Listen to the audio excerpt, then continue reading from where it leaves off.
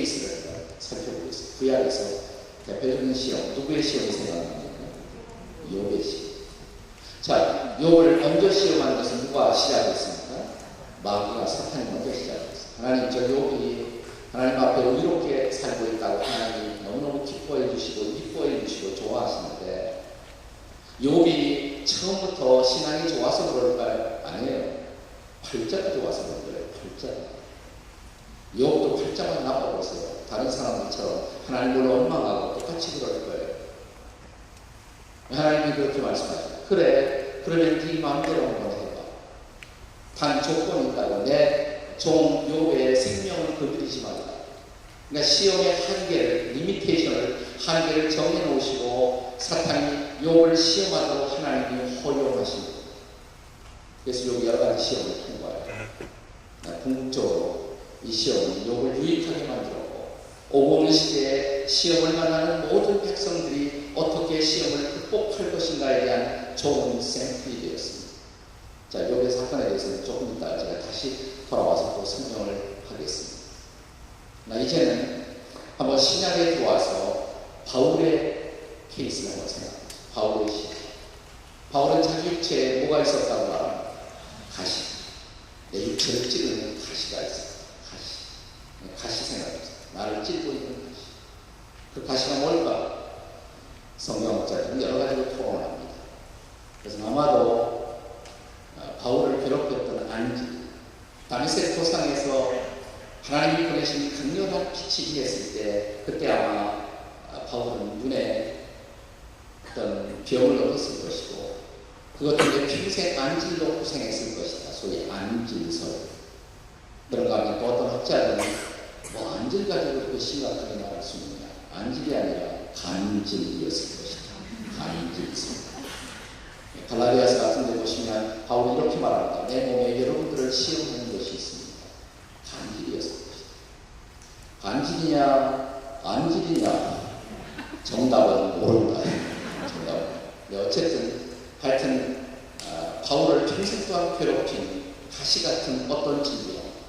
그런데 이 질병에 말해서 이 가시에 대해서 바울은 이렇게 말합니다. 이것은 사탄의 사자가 이렇게 말하죠.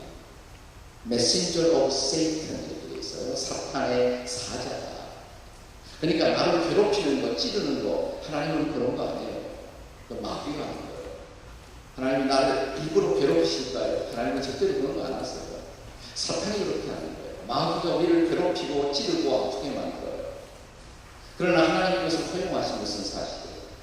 자, 이런 육체의 가시, 어떤 난치의 질병, 그래서 이것이 옮겨지기 위해서 바울이 몇 번 기도했다? 지금 답을 보여드리고 있잖아요. 우리가 고통에 대해서 생각하는데, 더군다나 생각하느라고 여러분이 또 고통을 받을 필요는 없잖아요. 답을 보여드리고 있어요. 몇 번 기도했다? 3번. 3번씩 하나님 앞에 나와서 열심히 기도했습니다. 하나님, 이 병을 옮겨주세요. 근데 바울이 기대했던 식으로 그렇게 그 병이 옮겨진 것은 아니었습니다. 그럼에도 불구하고 바울은 응답받지 못했다고 말하지 않습니다. 이 응답을 받았다고 고백하죠. 어떤 응답이에요? 내 은혜가 내게 이미 좋다. 무슨 뜻일까요? 바울은 이런 응답을 받았어요. 뭐냐면 내가 이 병까지 금방 떠나가고 몸이 건강해지면 내가 지금까지 하나님의 너무나 많은 은혜를 받고 지금 하나님 앞에 쓰임을 받고 있는데 몸까지 건강하면 나는 너무너무 교만해질 가능성이 많다. 그래서 하나님이 나를 자고하지 않게 하시려고 교만하지 않게 하시려고 이 병을 허용하는 것입니다. 그러나 그 병 때문에 바울이 못할 일 아무것도 없었어요. 그러나 여전히 하나님의 일을 했고 전 세계를 돌아다니면서 복음을 전했고 세계를 바꾸는 놀라운 일을 했단 말이죠. 그래서 바울은 마침내 이렇게 고백할 수가 있었습니다. 내가 약할 때 나는 오히려 강해질 수가 있다. 나는 이 연약함 때문에 하나님 앞에 나와서 기도했고 그때마다 하나님은 나를 버틸 수 있는 힘을 주었고 나는 이 질병을 넘어서서 하나님의 일을 여전히 수행하는 놀라운 능력으로 나는 인생을 살 수가 있었다. 내가 약할 때 내가 강합니다. 그래서 많은 경우 이렇게 우리를 유익하도록 하기 위해서 이 시험은 결코 나를 무너뜨리지 못한다. 나를 유익하게 할 것이다 라고 하나님이 판단하셨을 때 이런 시험들이 인생의 장에 허용된다는 거예요. 그렇다면 이런 시험이 우리를 유익하게 만드는 것이라면, 자, 이런 시험이 올 때 어떻게 해야겠습니까? 이 시험을 피해가는 것은 결코 지혜롭지 못한 것입니다. 아니, 피할 수도 없어요. 어차피 치러야 할 시험이라면 이 시험을 직면하셔야 합니다. 우리가 야고보서 1장 2절을 보시면 성경은 이 시험의 문제를 갖고 이렇게 야고보서를 열어요. 너희가 여러 가지 시험을 만나거든. 이렇게.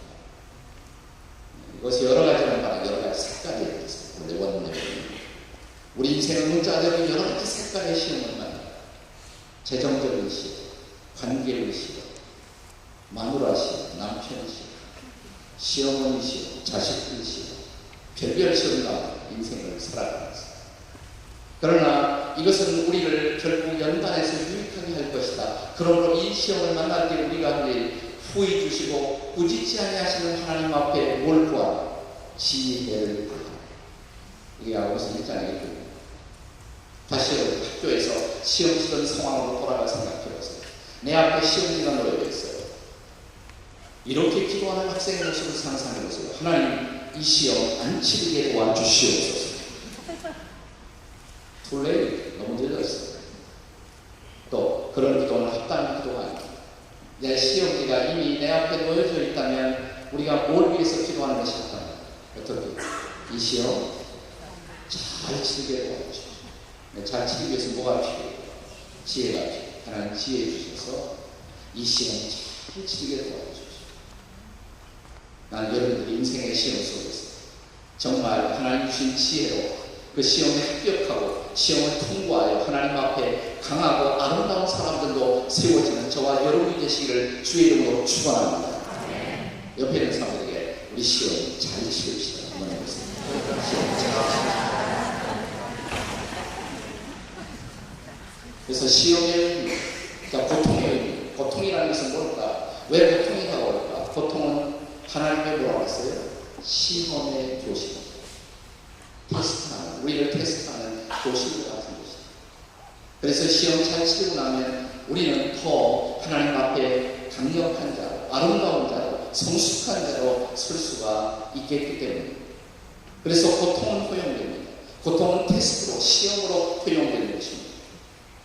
자, 고통의 의미. 두 번째, 오늘 본문이 보여주는 고통의 또 하나의 의미가 있습니다. 고통은 뭘까? 두 번째, 따라서 하나님의 축복의 풍노입니다. 옆에 사람에게 해보겠습니다. 시작. 또 앞뒤 사람한테 시작.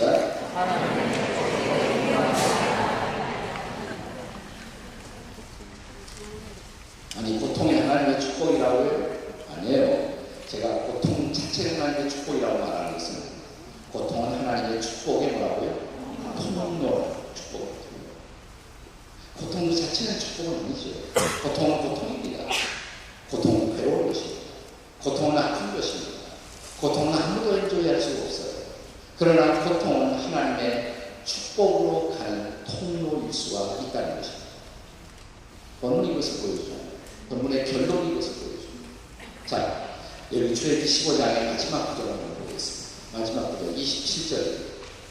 자, 27절 다 같이 읽겠습니다. 시작. 그들이 엘리멜 거기에 물샘들과 종려나무 이런 물가 있는지라 거기서 그들이 그 물 옆에 장막을 칩니다. 그들이 물을 마실 수가 없어요. 그 물은 쓴 물이었습니다. 그래서 더러운 물을 토해내고 더러운 병들어 누웠습니다. 그래서 그들은 그 땅에 그들이 고통을 겪었던 그 땅의 이름을 뭐라고 불렀다고요? 마라, bitterness, 쓰다. 쓰리 쓴 땅, 고통의 땅에서 지금 그들은 고통을 경험하고 있습니다. 백성이 모세를 원망하자 모세는 하나님 앞에 나와서도 부르짖습니다. 하나님 어떻게 하면 좋습니까? 그때 25절에 보시면 하나님께서 모세에게 한 나무를 보여주셨어요. 나무가지. 그리고 그것을 그 물에다가, 그 쓴 물에다가 던지라. 그 나무가지가 뭘까? 어떤 나무가지가 십자가다. 성경 좋은 해석이에요. 자, 기도했더니 놀랍게도 그 문제를 해결할 수 있는 그 방편은 그들 가까이 있었습니다. 기도 속에서 그들은 그것을 발견했어요. 나무가지를 봤어요. 하나님의 이제 명령을 따라서 나무가지를 던졌습니다. 그러자 그 마실 수 없었던 쓴물이 변하여 이제 뭐가 됐어요? 단물이 됐어요. 쓴물이 단물이 되었어요. 자, 그저께도 쓴물, 어저께도 쓴물, 오늘 아침도 쓴물이었습니다. 그런데 방금 마시던 그 물은 단물이었어요. 이미 변했어요. 얼마나 그 단물이 단물이었습니까? 그러나 그저께도 단물이었다면, 어저께도 단물이었다면, 오늘 마시는 단물이 단물이겠습니다. 그 쓴 물을 먹고 나서 다시 변해버린 단물을 마시는 그 놀라운 기적 앞에 그들은 얼마나 감격했을까요? 자, 이 사건을 통해서 하나님은 하나님의 어떤 분인가를 그들에게 보여주고, 이 사건을 통해서 하나님의 이름 하나를 그들에게 계시합니다. 내 이름은 야훼 라파. 따라서 야훼 라파. 치료하시는 하나님. 우리 치료는 육체의 치료, 육체의 치료만 생각하지만 물론 육체의 치료는 절실한 치료예요. 나 여기 마실 수 없는 물을 맛있게 하는 것, 그래서 일종의 환경의 치유죠. 사랑하는 여러분, 하나님은 환경도 바꾸시는 하나님이십니다. 믿으십니까? 원하시는 우리의 가정도 치유하십니다. 원하시는 우리의 공동체도 치유하십니다. 치유하시는 하나님. 자, 그리고 나서 이제 하나님 다시 이스라엘 백성들을 이렇게 명하십니다. 그 마라의 땅에서 일어나라, 행진을 하라. 그래서 마라의 땅에서 그들이 남쪽으로 계속 행군을 계속합니다. 11km 정도 남쪽으로 내려왔어요. 한 6, 7마일. 그들은 엘림이라는 땅에 도착합니다. 그러니까 마라에서 엘림까지는 아주 짧은 거리, 11km, 6마일 정도. 여러분 생각해보세요. 오늘 교회 오기 위해서 여러분 그 이상의 거리를 다 운전하고 오셨을 것입니다. 그러니까 마라 조그만한 엘림이 있어요. 네, 엘림에 왔더니 거기에 뭐가 있었다고 했어요? 엘림에 뭐가 있었어요? 네? 물샘이 몇 개? 12개나 있었어요. 또 종려나무와 파움추리가 몇 개나 있었어요? 70그루나 있었어요. 사막에서 이런 것을 우리는 뭐라고 부릅니까?